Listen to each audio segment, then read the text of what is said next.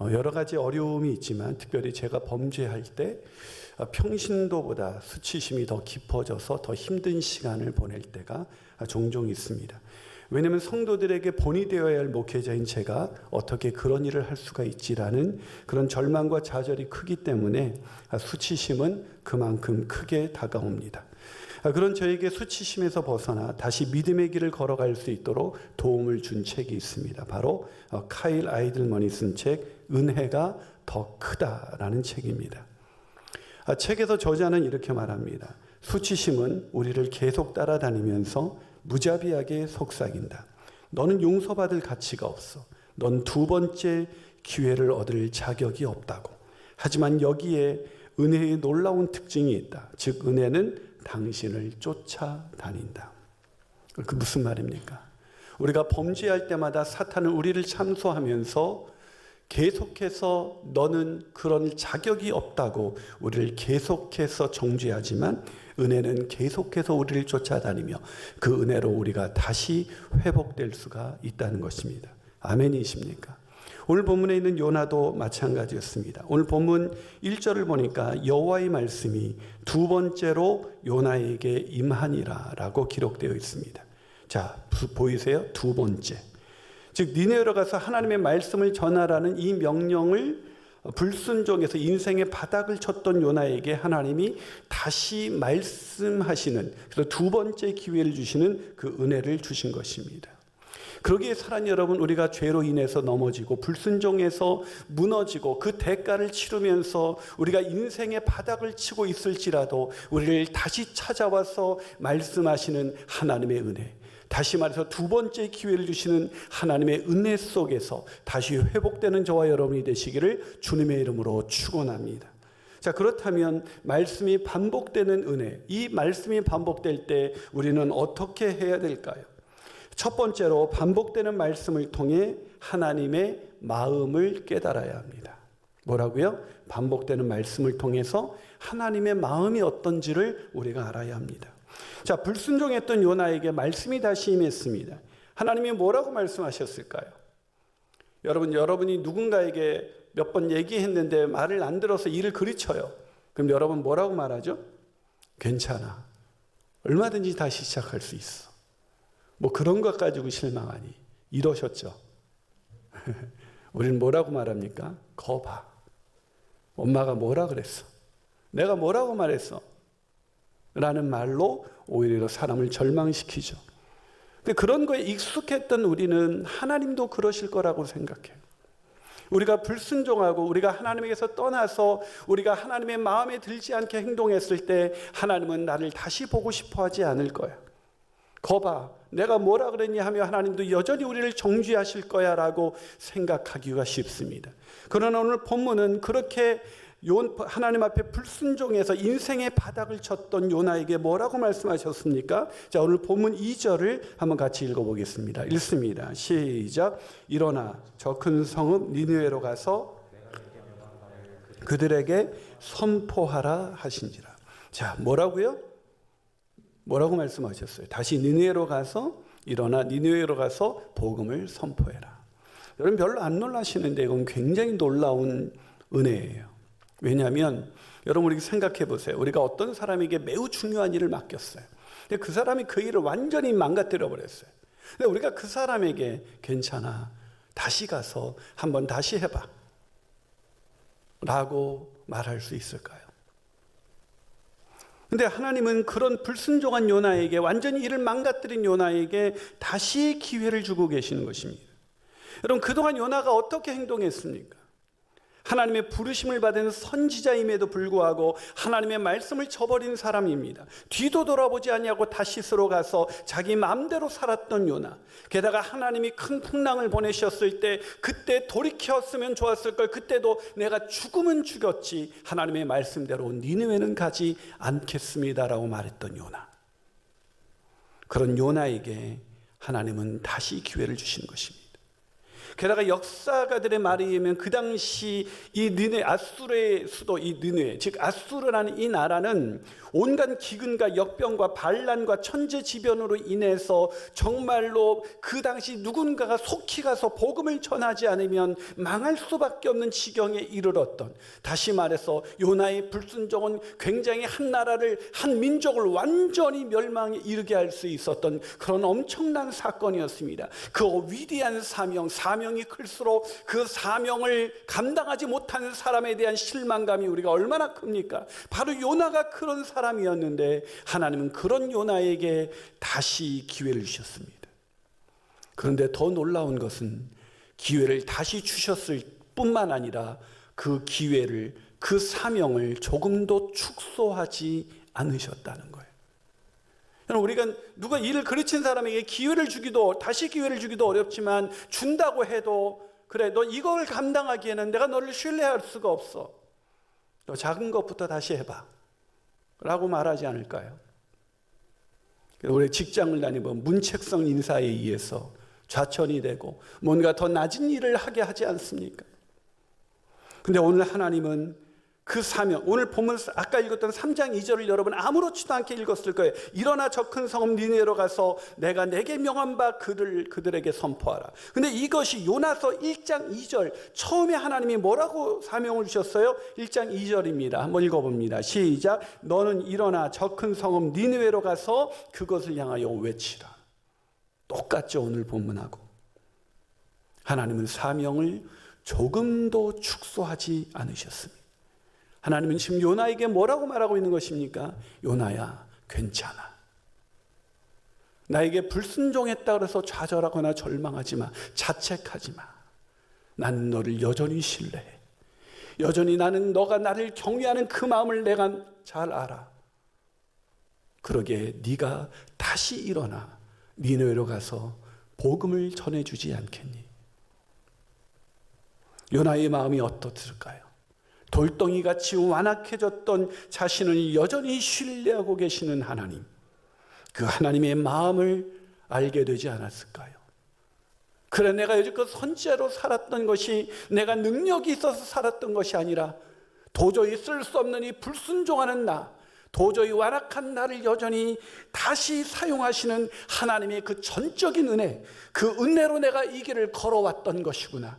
그래서 하나님의 불순종했던 길에서 나를 여전히 세우시는 하나님의 그 놀라우신 은혜, 그 하나님의 마음을 깨달았던 요나는 다시 일어설 수가 있었던 것입니다. 사랑하는 여러분, 불순종한 자리에서 낙심하고 넘어져 힘들고 지쳐 쓰러져 있습니까? 오늘 하나님께서 동일하게 우리에게 말씀하십니다. 괜찮아. 난 여전히 너를 신뢰해. 너는 여전히 내 딸이고 내 아들이야. 너를 통하여 너의 가정이 변하고 너의 일터가 변하고 온 세상이 변하게 될 거야. 그러니 다시 일어나 가서 복음을 전하지 않겠니? 라고 여전히 신뢰하시는 그 주님의 마음을 깨닫고 오늘 다시 순종의 걸음을 걸어가시는 저와 여러분이 되시기를 주님의 이름으로 축복합니다. 한 발 더 나가서 두 번째로, 말씀이 반복될 때 우리는 어떻게 해야 될까요? 두 번째로, 반복되는 말씀을 놓치지 말고 순종해야 합니다. 뭐라고요? 말씀이 다시 반복될 때 그때는 순종해야 한다고요. 여러분, 사명자로 다시 서기 위해서 우리가 할 수 있는 건 아무것도 없습니다. 실패한 우리는 낯짝이 없죠. 실패한 우리, 불순종한 우리가 하나님께 하나님 다시 한번 기회를 줘보시죠 라고 말할 수는 없을 거예요. 근데 하나님은 다시 기회를 주십니다. 그 마음이 하나님의 마음이죠. 여전히 우리를 신뢰하시는 하나님. 그런데 그 하나님의 신뢰로 우리는 이제 다시 사명자의 길을 걸어갈 수 있겠지만 이때부터 더 중요한 일이 남아 있습니다. 이때부터가 더 중요해요. 왜냐고요? 이때부터 더 치열한 영적인 싸움이 벌어집니다. 그게 뭐냐면 또다시 순종할 것이냐 불순종할 것이냐라는 기로에 서 있게 되는 것이죠. 다시 말해서 하나님의 마음을 깨달았다고 해서 저절로 순종이 이루어지는 것은 아니라는 것입니다. 생각해 보세요. 여러분이 자주 일어난 일일 텐데, 부부가 교회를 다니면 교회에 오기 전에 부부싸움을 했어요. 예배드리기도 싫죠. 그런데 그냥 예배의 자리에 앉았습니다. 근데 부부가 둘 다 큰 은혜를 받아요. 그럼 어떤 마음이 들어요? 내가 먼저 가서 미안하다고 얘기해야지. 근데 집에 돌아가는데 남편이 배우자의 얼굴이 쌩해요. 여전히. 그럴 때 어때요? 그래, 내가 너무 잘못한 거야. 그래도 내가 잘못했다고 말해야지 라고 하시죠. 어떻게 하죠? 내가 미쳤지. 이 인간은 안 돼 하며 다시 불순종하지 않으십니까? 부부간에 뿐만 아니라 우리가 성도 간에도, 아니 누군가에게 내가 다시 한번 순종의 길을 걷고자 할 때 어떤 상황과 그 사람과 그 사건이 여전히 내 마음을 힘들게 할 때 우리는 순종의 길을 걷지 못합니다. 요나도 마찬가지일 거예요. 그래서 마크 베터슨이라는 분은 올인이라는 책에서 이렇게 말합니다.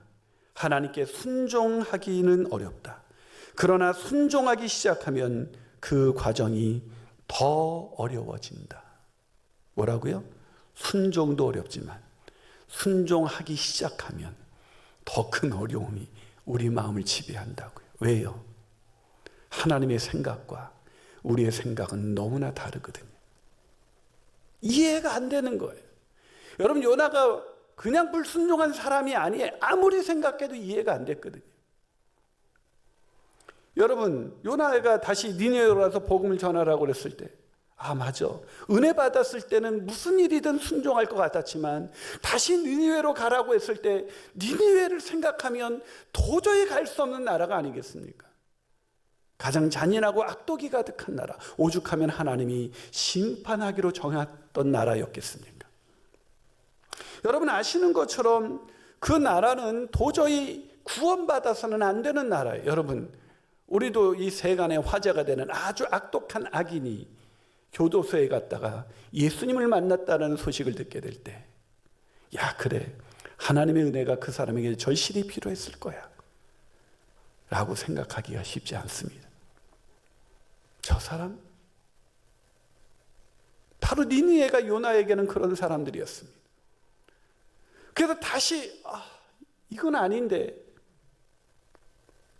은혜 받을 때는 할 것 같았지만 다시 그 순종의 길을 걷기라는 것은 너무 어려운 일이었죠. 그냥 니느웨로 그냥 꾸역꾸역 갑니다. 꾸역꾸역 가는데 니느웨에 가까이 이르렀을 때예요. 그때 니느웨 사람을 목격합니다. 여전히 사람을 죽이고, 여전히 사람을, 어린아이를 불태워 죽이고, 온갖 악독이 가득한 그들의 모습이 눈에 들어오는 순간 눈이 뒤집어지는 거죠. 하나님, 이건 아니에요. 아무리 생각해도 이건 아니죠 라고 생각하지 않았을까요? 사랑하는 여러분, 하나님의 말씀에 순종한다는 것, 그 결심을 하기도 어렵지만 그때부터 더 어려운 걸음이 시작된다는 걸 아시나요? 그런데 놀랍게도 오늘 본문 3절은 이렇게 기록하고 있습니다. 한번 같이 읽어보시겠습니다. 시작. 요나가 여호와의 말씀대로 일어나서 니느웨로 가니라. 여호와의 말씀대로 순종하니라. 사랑하는 여러분, 이 말씀이 그냥 읽혀지지 않지 않습니까? 니느웨, 도저히 용납할 수 없었던 그 민족을 향해 걸음을 걸었던 이 요나처럼 여러분, 은혜 받고 하나님의 마음, 나를 다시 세워주시고 신뢰하시는 하나님의 마음을 깨닫고 순종의 걸음을 걷고자 할 때 오는 어려움, 그 어려움을 뛰어넘어 순종의 걸음을 걸으시는 저와 여러분이 되시기를 주님의 이름으로 축원합니다. 마지막으로, 말씀이 반복될 때 우리는 어떻게 해야 될까요? 그 세 번째 중요한 교훈은 말씀이 반복되는 말씀에 순종할 때 오는 하나님의 역사를 미리 바라볼 줄 알아야 한다는 것입니다. 뭐라고요? 순종하면 내 생각과 달리 어떤 것이 이루어지는가, 하나님의 뜻이 어떻게 이루어지는가를 볼 수 있어야 됩니다. 자, 오늘 본문에 요나가 드디어 말씀에 순종하자. 어떤 일이 일어났습니까? 자, 오늘 본문 4절과 5절을 같이 읽어보겠습니다. 읽습니다. 시작. 요나가 그 성읍에 들어가서 하루 동안 다니며 외쳐 이르되 40일이 지나면 니느웨 사람들이 하나님을 믿고 금식을 선포하고 높고 낮은 자를 막론하고 굵은 베옷을 입었더라. 여러분 놀랍지 않으세요? 여러분이 생각할 때 저 사람은 도저히 예수 믿을 사람이 아니야 하는 사람이 예수 믿은 거예요. 놀라운 일이죠, 여러분. 니느웨가 어떤 곳입니까? 아까 말씀드렸지만 악독과 잔인함이 가득한 나라, 사람들을 사지를 절단하고 목 베는 장면을 오래도록 기억하기 위해서 돌기둥에 소름이 끼치도록 새겨뒀던 민족, 살아있는 아이들을 불태워 죽였던 사람들입니다. 그런데 그들이 금식하고 하나님을 믿고 금식하고 높고 낮은 자를 막론하고 굵은 베옷을 입었다, 즉 회개한 것입니다.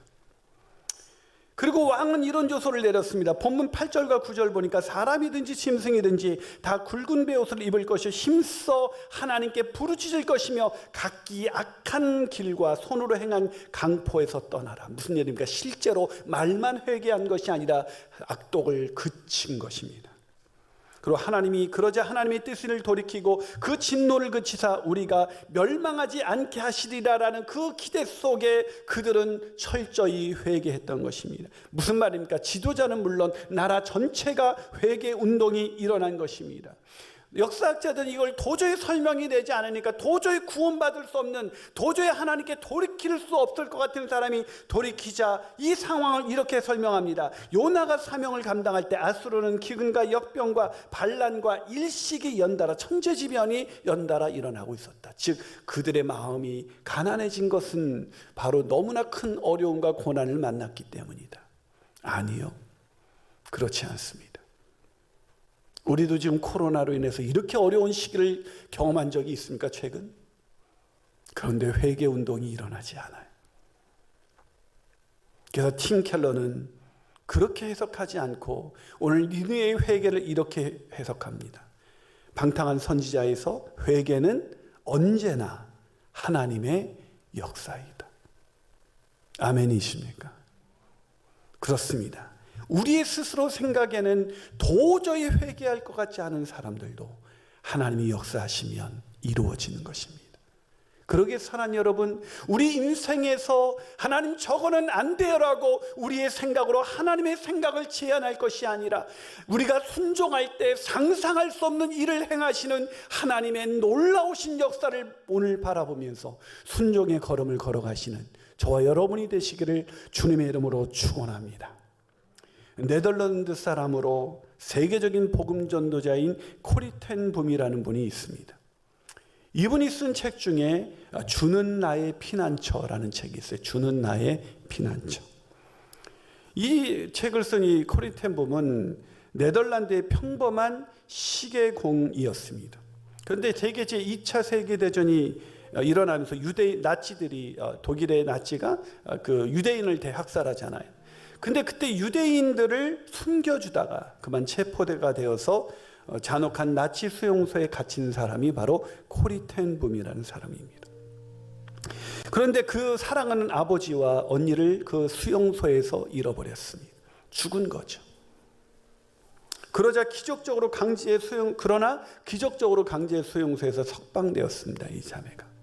이 자매가 석방돼서 이 복음 안에 있었던 이 자매는 오히려 용서와 사랑의 메시지를 가지고 복음을 전하기 시작합니다. 그런데 하나님이 어느 날 이 자매에게 독일에 가서 이 자기 아버지와 언니를 죽이고 그렇게 유대인을 학살했던 그 독일 사람들에게 가서 복음을 전하라는 말씀을 주신 거예요. 도저히 순종할 수가 없었죠. 하나님, 내가 다른 것은 다 해도 이것은 안 됩니다. 하나님, 이건 정말 할 수가 없어요. 근데 하나님이 다시 말씀하십니다. 십자가에 너희를 위하여 내어준 나를 기억할 때 다시 갈 수 없겠니? 십자가의 은혜가 계속 이 자매의 마음에 역사하자 이 자매는 마침내 하나님의 말씀에 따라서 독일로 가서 복음을 전합니다. 그런데 놀랍게도 그 독일 사람들이, 그 완악했던 사람들이 눈물을 흘리면서 회개하면서 오늘 니느웨 사람들이 돌아온 것처럼 돌아오기 시작해요. 자매의 마음 가운데 하나님의 역사구나. 그렇게 어느 날도 그렇게 독일에 가서 말씀을 전하고 간증을 하고 이제 내려와서 사람들과 인사를 나누는데 이 자매의 마음이 순간 얼음이 되면서 완히 마음속에 정말 참을 수 없는 분노가 일어나기 시작했습니다. 악수하는 사람들의 그 행렬 속에 바로 이 자매 언니를 강간하고 그 언니를 죽인 그 나치 수용소의 그 포악한 그 감독이 예수를 믿고 이 자매와 악수를 하기 위해 줄을 서 있는 거예요. 순간 이 자매는 하나님께 기도했습니다. 하나님, 이건 도저히 아닙니다. 도저히 이 사람과는 악수할 수 없습니다. 화해할 수 없습니다. 저 사람을 용서할 수 없습니다. 그런데 성령께서 다시 말씀하셨습니다. 십자가를 생각하라고. 너희를 위해 내어준 나의 십자가를 생각하라고. 그 십자가를 붙들고 자신도 모르게 성령이 역사하심으로 이 자매가 그 사람이 바로 앞에 섰을 때 이 사람의 향해 손을 내밀었습니다. 그러자 이 사람이 이렇게 말했습니다. 왜냐하면 이 사람은 하도 죽인 사람이 많고 하도 잔인하게 한 사람이 많아서 코리텐범을 알아보지 못했습니다. 이 사람이 저는 죄를 많이 지은 사람입니다. 죄를 용서받고 새 사람이 되기 위해 오늘 주님 앞에 나왔습니다. 이런 저를 위해 기도해 줄 수 있을까요? 순간 하늘문이 열리고 코리 여사에게 성령이 임하셔서 주님의 사랑이 임하면서 그를 위해 기도하기 시작했습니다. 사랑하는 여러분, 순간 코리의 마음에 자신이 이미 다 용서했다고 생각했지만 용서하지 못했던 사람을 향한 원한과 응어리가 풀어지면서 알 수 없는 기쁨과 평강이 코리텐 분 마음 가운데 임하기 시작했습니다. 사랑하는 여러분, 불순종의 길을 걸을 수밖에 없었던 우리의 생각과 우리의 사고를 내려놓고 주님이 순종할 때 행하실 주님을 바라보며, 아니 그런 불순종에서 여전히 실패한 우리, 힘들고 지치고 쓰러진 우리를 향해서 여전히 나는 너를 신뢰한다며 그 십자가의 은혜를 가지고 다시 우리에게 말씀하시는 하나님의 은혜, 그 은혜로 다시 순종의 걸음을 걷는 저와 여러분이 되셔야 하지 않겠습니까?